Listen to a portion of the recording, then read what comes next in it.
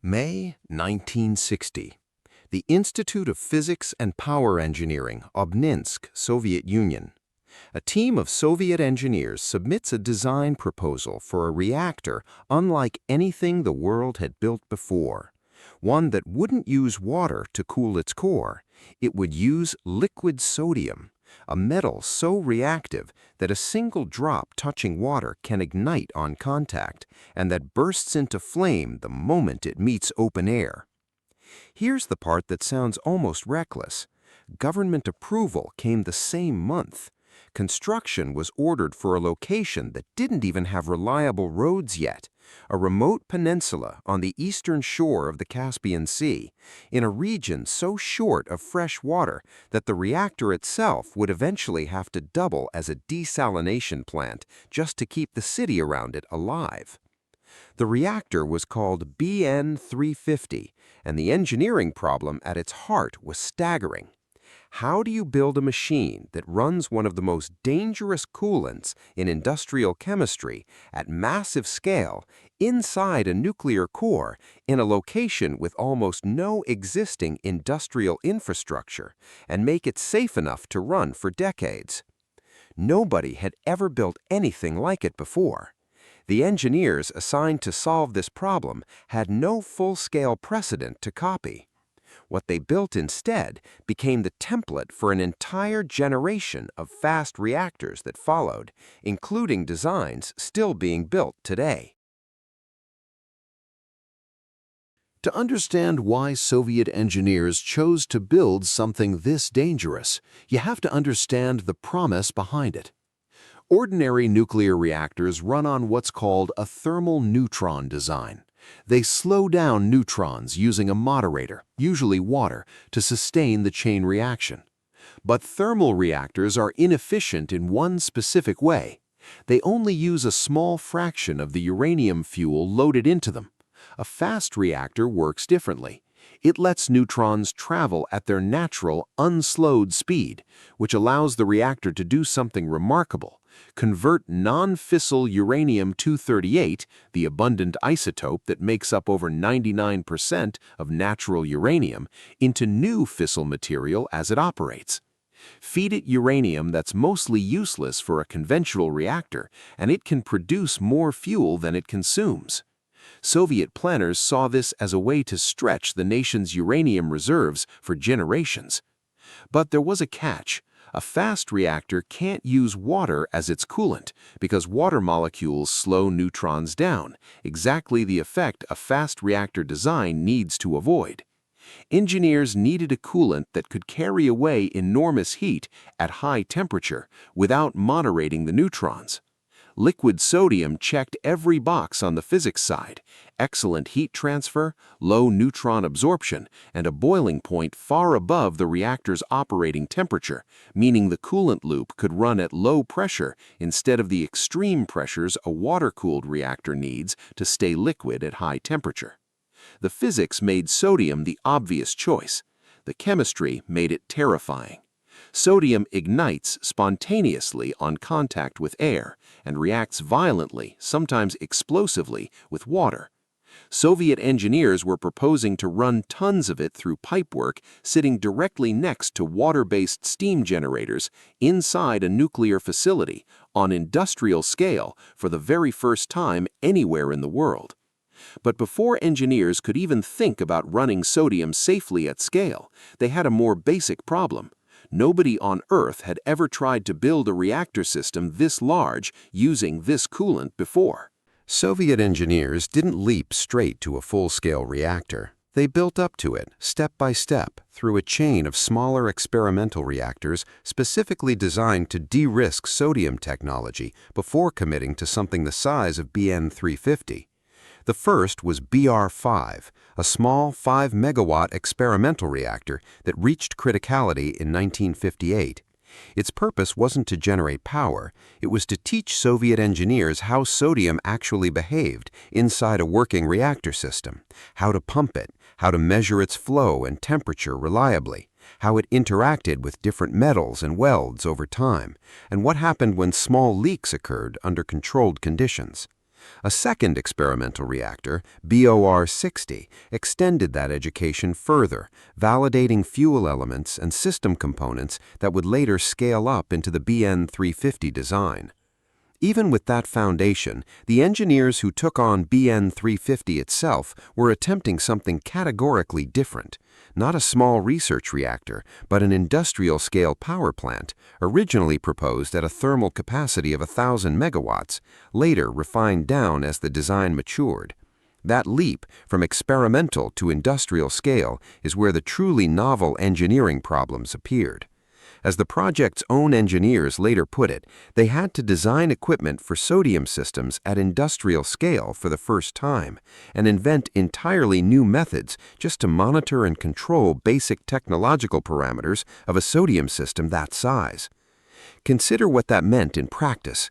Every valve, every pump, every weld, every instrument that would touch the sodium coolant had to be designed, tested, and qualified from scratch, because nothing in existing industrial engineering, built almost entirely around water and steam systems, transferred directly to sodium.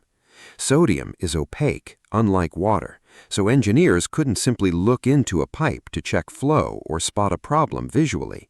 They needed entirely new instrumentation to measure flow rates, temperature, and purity inside a system nobody could see into.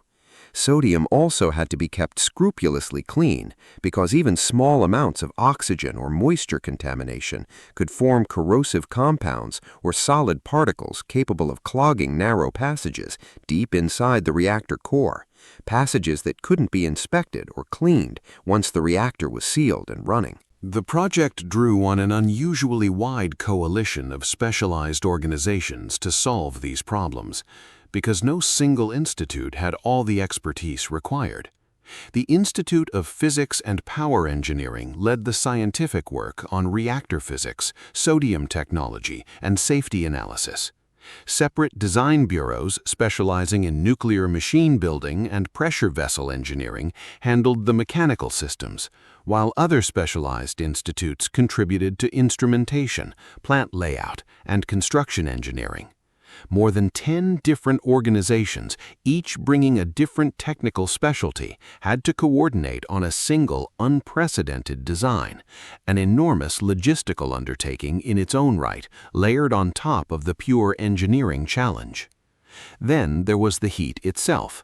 The coolant left the reactor core at roughly 500 degrees Celsius, feeding steam generators that had to safely separate blazing hot radioactive sodium from ordinary water and steam, using nothing but a metal wall between them. Engineers had never had to design a heat exchange barrier that needed to survive both extreme thermal stress and the chemical worst-case scenario of what happens if that barrier ever failed. And that worst-case scenario wasn't hypothetical. It was the single design problem that would define the entire project, because sooner or later, sodium was going to meet water. Here's the fundamental tension engineers had to resolve. The reactor needed sodium to move heat out of the core. It needed water and steam to actually generate electricity. Those two systems had to sit right next to each other, separated only by the thin metal tubing of a steam generator. And if that tubing ever developed even a small defect, hot sodium and pressurized water would meet inside the same enclosed space. The engineering answer was to design the entire plant around the assumption that a leak would eventually happen, rather than pretending it never could. Soviet designers built BN-350 around 3 separate coolant circuits instead of 2. The first, radioactive sodium loop, moved heat out of the reactor core. A second, non-radioactive intermediate sodium loop absorbed that heat through a heat exchanger, physically isolating any radioactivity from ever reaching the steam generating equipment. Only in the third loop did the coolant become ordinary water and steam, safely separated from the reactor's radioactive material by an entire intermediate barrier of chemically identical, non-radioactive sodium.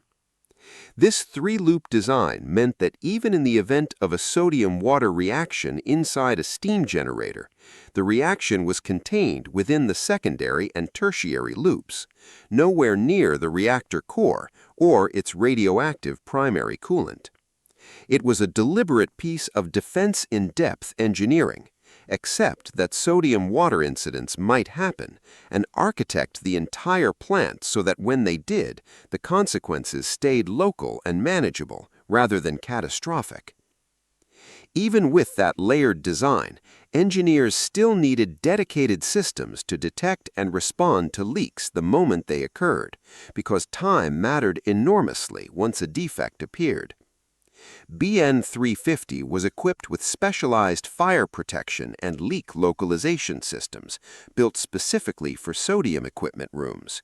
Systems designed to detect a leak within seconds, drain and isolate the affected section, and extinguish any resulting sodium fire before it could spread to neighboring equipment. Soviet engineers also developed dedicated purification systems, known as cold traps, to continuously filter contamination out of the sodium as it circulated, preventing the slow buildup of solid particles that could otherwise clog narrow channels deep inside the reactor. None of this theory stayed theoretical for long. Over the plant's operating life, BN 350 experienced a number of sodium leaks, including incidents in its steam generators traced to defects in individual heat transfer tubes. In at least one case, roughly 1,000 liters of water entering the sodium system through a failed tube. Each incident became a genuine engineering lesson rather than simply a failure to be covered up. Teams developed refined methods for detecting a defective tube early, isolating it, sealing it off without shutting down the entire loop, and cleaning contaminated sodium afterward. Soviet engineers systematically fed those lessons forward into stricter requirements for steam generator construction, improved leak detection instrumentation, and revised protection systems. Refinements that directly shaped the next-generation BN 600 reactor that followed it. This iterative learn-from-failure approach extended down to some remarkably granular engineering decisions. Auxiliary sodium systems at BN 350 relied on electromagnetic pumps rather than conventional mechanical pumps, chosen specifically because they had no moving parts in contact with the sodium itself, reducing the number of components that could wear out or leak over decades of continuous operation. Even those pumps weren't problem-free. Engineers documented cases of pump damage caused by irregular defrosting, another example of a failure mode nobody could have fully anticipated until the system had actually been run for years under real operating conditions. Every one of these small lessons, compounded across a plant running continuously for decades, built up into a body of practical sodium engineering knowledge that simply didn't exist anywhere else in the world at the time. But sodium chemistry wasn't the only extreme condition these engineers were fighting. They were also building all of this in one of the most remote, resource-starved corners of the Soviet Union. BN 350 wasn't built near an industrial center. It was built at Shevchenko, today's Akhtau, on the Mangshlak Peninsula, a stretch of arid, water-scarce land on the eastern shore of the Caspian Sea, chosen specifically because it lacked the fossil fuels needed to run conventional power plants, and because it desperately needed a reliable source of fresh water. That second requirement turned out to shape the entire project.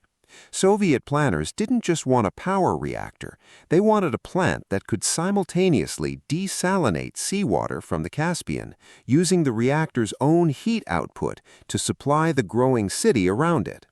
That meant BN 350's engineers weren't only solving a fast reactor cooling problem, they were also integrating an entire industrial desalination facility into the plant's thermal design, extracting heat for water production without compromising the reactor's primary purpose of generating electricity. The result, once completed, was extraordinary for its era, a single facility supplying both power and desalinated water.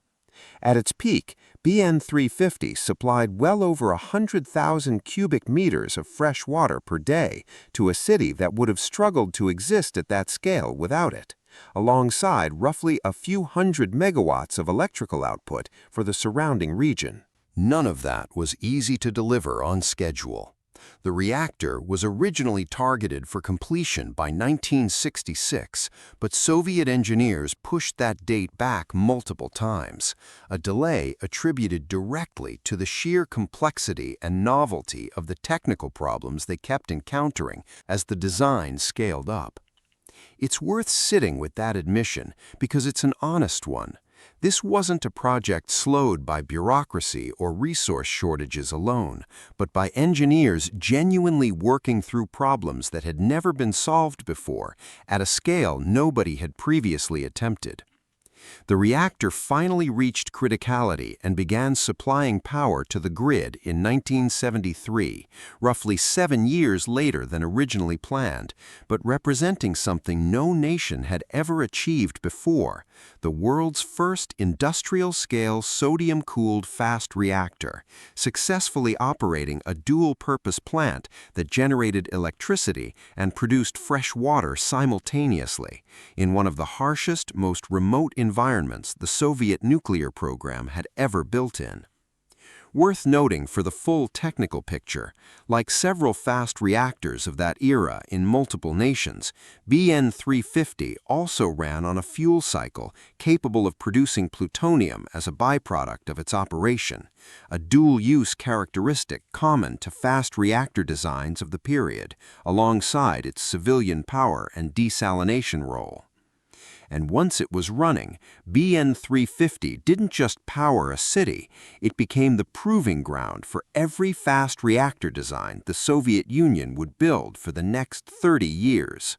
BN 350 operated for over a quarter century, from 1973 until its final shutdown in 1999, generating power and fresh water for the city of Aktau throughout that entire span. It became, in effect, a decades-long real-world laboratory for sodium-cooled reactor engineering. Every leak, every repair, every refinement to its purification and fire protection systems added directly to a body of practical knowledge that simply hadn't existed anywhere in the world before this plant was built. That knowledge didn't stay locked inside one reactor. Engineers explicitly carried forward the lessons learned at BN 350 into the design of its successor, BN 600, which adopted an improved steam generator construction, upgraded leak detection and containment systems, and refined sodium purification technology. Direct, traceable improvements born from problems BN 350's engineers had already fought through and solved first. The influence of BN 350 didn't stop at the Soviet border either. It stands today as the proof of concept that made every subsequent sodium-cooled fast reactor possible. From Russia's BN 600 and BN 800, still operating today, to sodium-cooled reactor designs currently being developed and tested in the United States, France, Japan, and China. Nearly every fast reactor engineering team working with sodium coolant today, anywhere in the world, is building on lessons first learned the hard way at a remote reactor site on the shore of the Caspian Sea. That's the real legacy of BN 350, not just as a power plant, but as the engineering foundation an entire technology was built on. What makes this story remarkable isn't just that Soviet engineers got a dangerous, unprecedented coolant to work safely at industrial scale.